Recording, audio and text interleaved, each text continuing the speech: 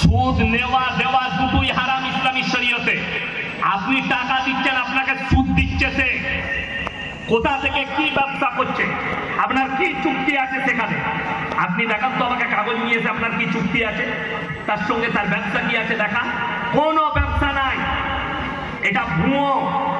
আমার এলাকায় ঘটেছে, বীরভূম ডিস্ট্রিক্টের নাম করে বলছি, বাই ক্যামেরায় রেকর্ডিং চলছে। বীরভূম ডিস্ট্রিক্টেও সাইবার অ্যাটাক হয়েছে এই রকমই। সেখান থেকে ইলেমবাজার থানা, সেখান থেকে কমপক্ষে 15 থেকে 20 কোটি টাকা গুটিয়ে নিয়ে পালিয়েছে। আজকে তাদের খোঁজ পাওয়া যাচ্ছে। আমার বন্ধুগণ, আমার ভাই, আমি ওই জন্য বলছি, মুসলমান দেখুন, মদ হারাম না হালাল? হারাম। বলেন হারাম। সুদ হারাম। মুসলমান সুদ চাই। শুনে নেন, আমরা সকলে জানি হাদিসে আছে দাজ্জাল আসবে। আসবে না আসবে না?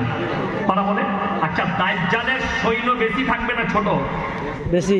অনেক বড় একটা সৈন্য সামন্ত থাকবে। সৈন্যগুলো শুধু ইসরায়েলি হবে, ইহুদি হবে না। রাসূলের হাদিসটা শুনে যান।